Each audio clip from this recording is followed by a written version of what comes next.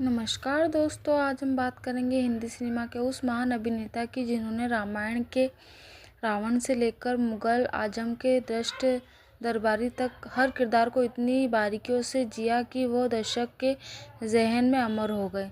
जी हाँ दोस्तों, आज हम बात कर रहे हैं एक ऐसे कलाकार की, बॉलीवुड के सबसे यादगार खलनायक में से एक, जीवन साहब के बारे में।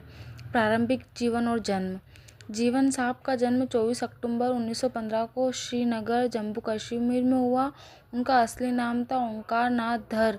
वो एक कश्मीरी पंडित परिवार से थे। बचपन से अभिनय और नाटक में उनकी गहरी रुचि थी। कश्मीर की घाटियों में पलते हुए उन्होंने कहानियाँ सुनने का और संवाद बोलने का शौक था। कहा जाता है कि किशोर अवस्था में ही उन्हें तय कर लिया था कि वे एक दिन फिल्मी दुनिया में अपनी पहचान बनाएंगे। मुंबई सफ़र और संघर्ष। साल 1935 में जीवन साहब ने अपने सपनों को लेकर मुंबई आ गए। अपने करियर की शुरुआत की, लेकिन उन्हें पहचान मिली अमर ज्योति और किस्मत जैसी फिल्मों से। फिल्म किस्मत में उन्होंने एक विलन का किरदार निभाया जो आज भी याद किया जाता है। 1940 और 50 के दशक में हिंदी सिनेमा के सबसे पॉपुलर विलन बन चुके थे। उनकी बोलने की अदा, चेहरे की चालाक मुस्कान और शांति से बोले गए डायलॉग्स दर्शक को भीतर तक हिला देते थे।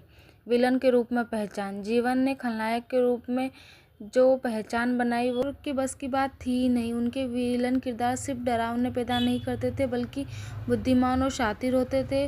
उनके संवादों में रौब और गहराई होती थी। जब जीवन बोलते थे तो शैतान भी डर जाए तो सचमुच स्क्रीन पर सन्नाटा छा जाता था।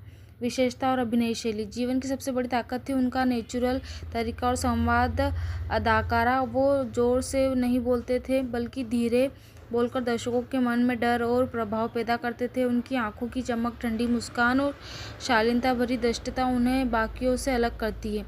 निजी जीवन और परिवार। जीवन साहब का विवाह हुआ था और उनके पुत्र हैं किरण कुमार, जो स्वयं एक जाने माने अभिनेता है। किरण कुमार ने 70 और 80 के हीरो और विलन दोनों भूमिका निभाई। जीवन अपनी बेटी की सफलता से बहुत खुश थे। जीवन बहुत ही धार्मिक व्यक्ति थे। वे अक्सर शूटिंग से पहले प्रार्थना करते थे और अपने काम को ईश्वर की भक्ति मानते थे। फिल्मों की विविधता और लंबा करियर। जीवन ने लगभग 150 से अधिक फिल्मों में काम किया। उनकी हर फिल्म में उनका किरदार अलग और यादगार होता था। कुछ लोकप्रिय फिल्में: मुगले आजम, अमर अकबर एंथनी, धर्माता, जनता हवलदार, विक्टोरिया नंबर 203, बेताब, कुदरत। उनका करियर करीब 50 वर्ष तक चला। सम्मान और पहचान। जीवन साहब को उनके बेहतरीन अभिनय के लिए कई बार सम्मानित किया गया। भले ही उन्हें बड़े अवार्ड्स कम मिले, लेकिन दर्शकों के दिलों में उनकी जगह अमिट है। फिल्म इंडस्ट्री के कई कलाकार, अमिताभ बच्चन, धर्मेंद्र, विनोद खन्ना, सभी ने जीवन को खलनायक का स्कूल कहा है।